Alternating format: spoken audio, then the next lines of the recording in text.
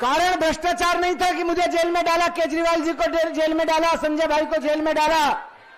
कारण था परेशान करना, कारण था दिल्ली के काम रोकना। 17 महीने अंदर जेल में रखा। कारण और मकसद इनका एक ही था कि इनको तोड़ो, इनको अंदर से तोड़ो, इनको बाहर से तोड़ो, इनकी हिम्मत को तोड़ो, इनकी टीम को तोड़ो। लेकिन आज मैं खुशी के साथ कह रहा हूं, और आप लोग भी इसी बात से उमंग में, उत्साह में, कि ना तो अंदर से हिम्मत टूटी और ना पार्टी टूटी। इसी बात को लेकर सब उत्साह में सब लोग। कितने मैसेज आते थे इनके, सही कह रहा हूं। मैंने कई लोगों से बात भी की, आप लोगों में से भी कई लोगों से बात हुई जो मेरे तक पहुंची। कई लोगों ने आके कहा, मनीष जी किस चक्कर में पड़े हो, आ जाओ, जेल में सड़ा सड़ा के मार डालेंगे ये लोग, जानते नहीं हो आप इनको, आ जाओ, छोड़ दो, इधर आ जाओ, क्या होगा, जेल में कब तक पड़े रहोगे, अपनी सोचो। मुझे आके ज्ञान भिजवाते थे। राजनीति में तो देखो सब ऐसे ही होता है, कोई किसी की नहीं सोचता। आपको आना चाहिए, आपको जेल से बाहर आना है तो आपको सुननी चाहिए इनकी बात। मुझे बता दे, आपकी वाइफ बीमार है, आपका बेटा पढ़ रहा है अभी कॉलेज में, सोचो अपने परिवार की सोचो, परेशान हो जाओगे। मेरे घर में, जो घर मैंने 2002 में जब मैं पत्रकार था 5 लाख रुपए में घर खरीदा था, उस घर को भी इन्होंने छीन लिया, अपने कब्जे में कर लिया। मेरे बैंक अकाउंट में सैलरी के 10 लाख रुपए पड़े थे, वो 10 लाख रुपए भी इन्होंने अपने कब्जे में कर लिए। पहले डराते थे, समझाते थे, बहलाते फुसलाते थे, मेरा घर छीन लिया जो मैंने 5 लाख रुपए में 2002 में खरीदा था, बोले इसको भी जब्त कर लेते हैं। मेरे अकाउंट में 10 लाख रुपए पड़े थे, वो भी जब्त कर लिए।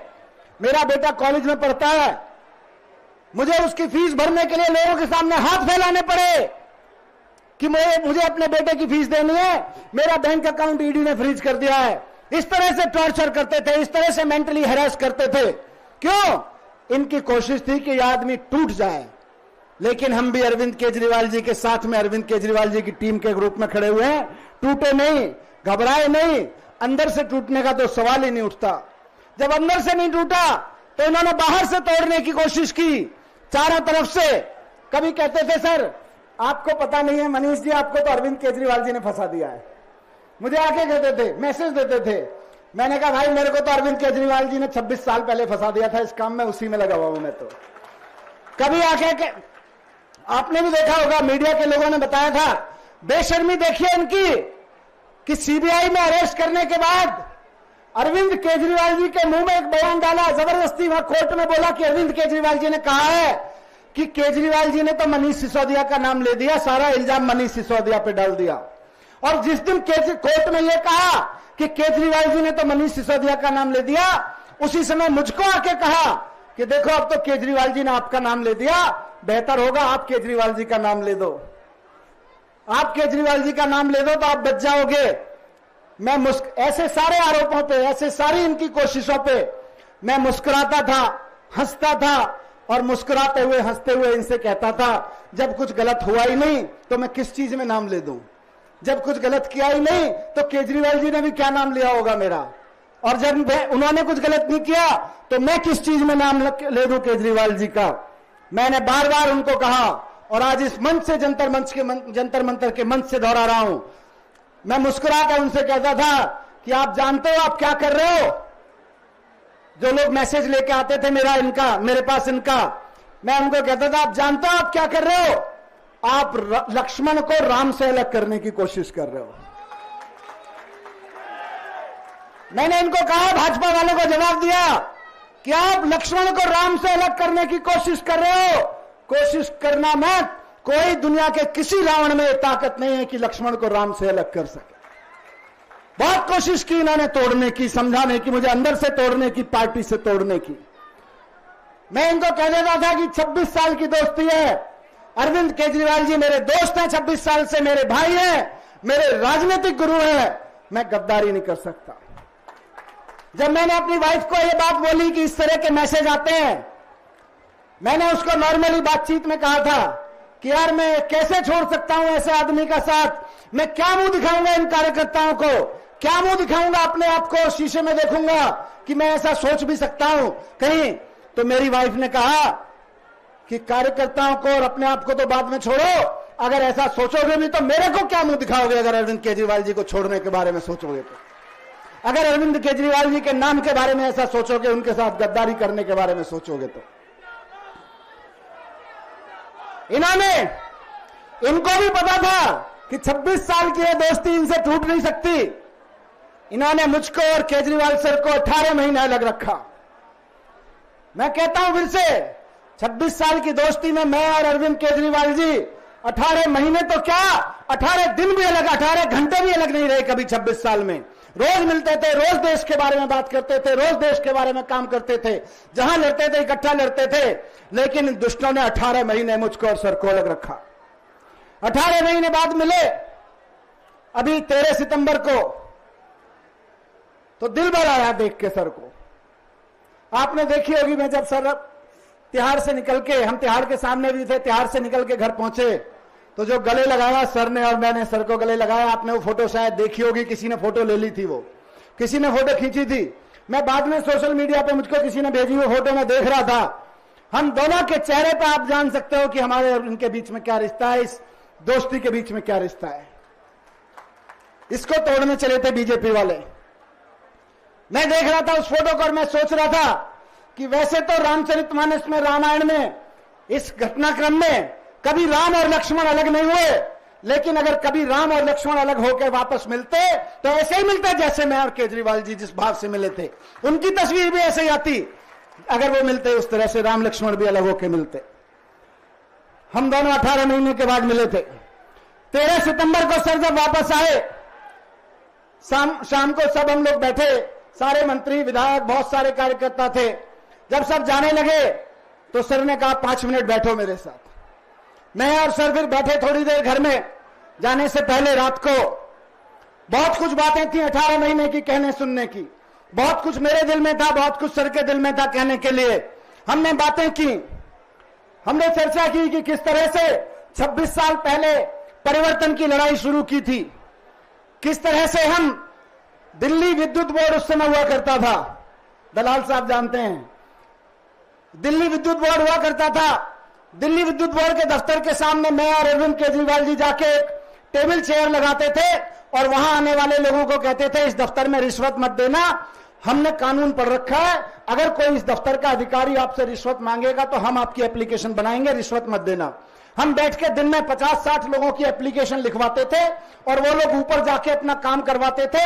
उस एप्लीकेशन की वजह से उनका काम ईमानदारी से होता था, क्योंकि सिटीजन चार्टर के हिसाब से हम एप्लीकेशन बनाते थे। हमने उस दिन बैठ के याद किया सर ने और हमने कि किस तरह से 25 साल पहले, 26 साल पहले ये लड़ाई शुरू की थी, ईमानदारी के लिए, देशभक्ति के लिए, गरीब लोगों की मदद के लिए, भ्रष्टाचार के खिलाफ लड़ाई शुरू की थी।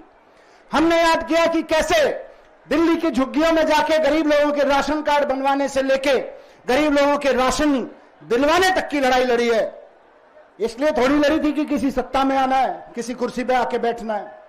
हमने याद किया कि किस तरह से राइट टू इंफॉर्मेशन कानून बनवाया, और जब देश में राइट टू इंफॉर्मेशन कानून बना तो पूरे देश में घूम घूम के लोगों को राइट टू इंफॉर्मेशन के बारे में बताया, लोगों की राइट टू इंफॉर्मेशन की एप्लीकेशन फाइल करने में मदद की, लाखों लोगों की राइट टू इंफॉर्मेशन की एप्लीकेशन फाइल करने में मदद करी, जिससे उनके काम ईमानदारी से हुए, जिससे वो भ्रष्टाचार से आम आदमी लड़ सका। ये सब लड़ाई लड़ी। हमने तो कभी सोचा नहीं था कि इन राजनीतिक कुर्सियों पर आके बैठेंगे, राजनीतिक पार्टी बनाएंगे, ये कभी सोचा नहीं था। कभी सोचा नहीं था कि सत्ता में आके बैठेंगे, इतने बड़े बड़े पदों पे जाके बैठेंगे, हमने नहीं सोचा था। लेकिन शायद भगवान ने हमारे लिए कुछ सोच रखा था। हमने नहीं सोचा था कि कभी राजनीति में आएंगे। हम तो ईमानदारी और देशभक्ति का जज्बा लेके घर से निकले थे और थोड़ा काम कर रहे थे लोगों के लिए, लेकिन शायद भगवान ने कुछ सोच रखा था। भगवान के सोचे हुए के मुताबिक, भगवान के दिए हुए के मुताबिक मुख्यमंत्री बने, मैं मंत्री बना, दिल्ली में काम किया, लोगों के स्कूल बनवाए, अस्पताल बनवाए, यूनिवर्सिटीज बनवाई बच्चों के लिए, स्टूडेंट्स के लिए, ईमानदारी से काम किया। दिल्ली का बजट 30,000 करोड़ से बढ़ के 75,000 करोड़ रुपए पहुंचा दिया ईमानदारी से काम करते हुए। और जब दिल्ली का बजट बढ़ा तो उस बजट से जो पैसा मिला, सर ने कहा कि दिल्ली के लोग टैक्स दे रहे हैं, ईमानदारी से टैक्स इकट्ठा हो रहा है, अब इसको वापस जनता को देंगे। तो बिजली फ्री हो गई, पानी फ्री हो गया, बस यात्राएं फ्री हो गई, तीर्थ यात्राएं फ्री हो गई, अनऑथराइज कॉलोनियों में, मोहल्लों में इतनी सारी सड़कें बन गई, इतनी सारी बसें आ गई जो कभी नहीं आई, 24 घंटे बिजली आने लगी। क्यों? क्योंकि ईमानदारी से काम किया और देशभक्ति से काम किया। मैं जब जेल से बाहर आया उस दिन रात को बैठे हुए हमारी और सर की बात हो रही थी। मैंने सर को बताया, केजरीवाल जी को, कि किस तरह से मैं जनता में जा रहा हूं, 1 महीने पे से पदयात्रा में जा रहा हूं और किस तरह से मदद मिल रही है। वहां से लोग प्यार कर रहे हैं, लोग कह रहे हैं कि ये गलत किया भारतीय जनता पार्टी वालों ने, ये केजरीवाल जी के साथ गलत किया, ये केजरीवाल जी को रोकना चाहते हैं। मैंने कहा सर, आपसे जनता बहुत प्यार करती है, आपका मान सम्मान और प्यार आपके प्रति बढ़ रहा है जनता के बीच में। केस तो झूठा था ही, जमानत तक तो था ही केस, ये सारा केस जमानत तक था, ये हमारी चर्चा हुई। हमने कहा ये ट्रायल तो 7-8 साल चलेगा, अभी कम से कम 7-8 साल ये ट्रायल चलेगा। अदालत ने कह दिया है कि 2 क्वेश्चन में ये केस फ्लैट हो जाएगा, लेकिन ट्रायल चलने में, ट्रायल खत्म होने में 7-8 साल लगेंगे। सर ने कहा, अब ये बात महत्वपूर्ण मैं आपके बता रहा हूं, हमारे जो चर्चा हुई, सर ने कहा कि अदालत की मोहर तो लग गई है कि केस खत्म है, कुछ नहीं है इसमें, लेकिन जनता की मोहर भी लगानी है कि केजरीवाल जी ईमानदार है। यह जनता की मोहर लगवानी है, जनता की मोहर लगनी है। मैंने पूछा सर कैसे होगा, क्या करेंगे, कैसे चाहते हैं, क्या करेंगे? तो सर ने कहा कि मैं लांछन लेके सीएम की कुर्सी पे नहीं बैठूंगा। इन्होंने मेरे ऊपर बेईमानी का आरोप लगाया है, मैं ये लांछन लेके सीएम की कुर्सी पे नहीं बैठूंगा। अदालत ने तो कह दिया है कि ये 2 क्वेश्चन में भी टिकेगा केस, लेकिन मैं जनता के बीच जाऊंगा और जनता कहेगी कि केजरीवाल ईमानदार हैं, जनता कहेगी कि केजरीवाल हमारे ईमानदार नेता हैं और चुन के भेजेगी तो मैं कुर्सी पे बैठूंगा सीएम की। मैंने कहा ये कैसे करेंगे, जनता की मोहर कैसे लगेगी, जनता कैसे कहेगी कि केजरीवाल जी ईमानदार हैं? तो सर ने कहा कि मैं सीएम पद से इस्तीफा दे दूंगा, 3 महीने बाद चुनाव है, अगर जनता दोबारा चुन के भेजेगी, और मैं यही कहने जाऊंगा जनता के बीच कि मैंने काम किया है, मैं ईमानदार हूं। अगर दिल्ली की जनता ये सोचती है कि मैं ईमानदार हूं, दिल्ली की जनता ये मानती है कि केजरीवाल ईमानदार है, तो वोट दें और कुर्सी पे बिठाएं, नहीं तो घर बैठ जाऊंगा। केजरीवाल जी ने मुझसे कहा उस दिन 13 सितंबर को। मैंने सर से कहा कि सर आपके दिल में, सर ने अपने दिल की बात कही, मैंने सर से कहा कि अगर आपके दिल में है, ये तो मेरे दिल में भी यही बात है। मैंने भी पिछले 10 साल में आपके साथ कदम से कदम मिलाते हुए दिल्ली की जनता के लिए ईमानदारी से काम किया है।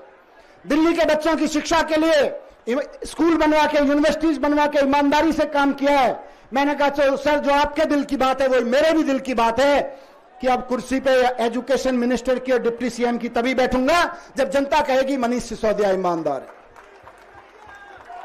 जब जनता ये कहेगी, 3 महीने 4 महीने चुनाव में है, जनता जब ये कहेगी कि मनीष सिसोदिया ईमानदार है, हमें मनीष सिसोदिया शिक्षा मंत्री के रूप में चाहिए, तभी मैं शिक्षा मंत्री की कुर्सी पे बैठूंगा, उससे पहले अब शिक्षा मंत्री की कुर्सी पे नहीं बैठूंगा। जो बात सर के दिल में है वही मेरे दिल में भी है, इसलिए आज जनता की अदालत में आए हैं। आज से अगले 3 महीने 4 महीने जनता की अदालत में रहेंगे, अरविंद केजरीवाल जी के साथ कदम से कदम मिला के चलते रहेंगे और जनता की अदालत में जाके जनता के फैसले का इंतजार करेंगे। उसके बाद जनता से कहेंगे कि ईमानदार है तो वापस कुर्सी पे बिठाओ। अगर आपको लगता है कि अच्छे स्कूल बनवाने के लिए, अच्छी यूनिवर्सिटीज बनवाने के लिए और आपके बच्चों के भविष्य के लिए अरविंद केजरीवाल की जरूरत है जो कि ईमानदार है, तो वापस उनको मुख्यमंत्री बनाओ, तब कुर्सी पे जाके बैठेंगे, नहीं तो नहीं बैठेंगे। ये लांछन लेके नहीं बैठेंगे कुर्सियों पे, इसलिए कुर्सियां छोड़ दी, अब आपके बीच में है, फैसला आपको करना है। पहली बार आपकी अदालत में आए हैं, पहली बार ईमानदारी की आवाज लेके। देश के इतिहास में अरविंद केजरीवाल जी पहले ऐसे नेता हैं जिनकी 2-2 राज्यों में सरकारें हैं, लेकिन मुख्यमंत्री पद का पद छोड़ दिया, मुख्यमंत्री नहीं रहे कि नहीं जनता के बीच जाऊंगा, मैं भी जनता के बीच सर के साथ जाऊंगा और कदम से कदम मिलाते हुए जनता से एक कहूंगा। बस आखिरी बात मैं उन लोगों को कहना चाहता हूं जिन लोगों ने 17-18 महीने में, पिछले 2 साल में मुझको अंदर से तोड़ने की कोशिश की, बाहर से तोड़ने की कोशिश की, कि जब तक अरविंद केजरीवाल जी तानाशाही के रावण के खिलाफ ये लड़ाई लड़ते रहेंगे, राम बन के ये लड़ाई लड़ते रहेंगे, मैं लक्ष्मण बन के इनके साथ खड़ा रहूंगा। दुनिया का कोई रावण, दुनिया के किसी रावण की तानाशाही मुझको नहीं तोड़ सकती, ना मुझे अंदर से तोड़ सकती और ना पार्टी के रूप में तोड़ सकती।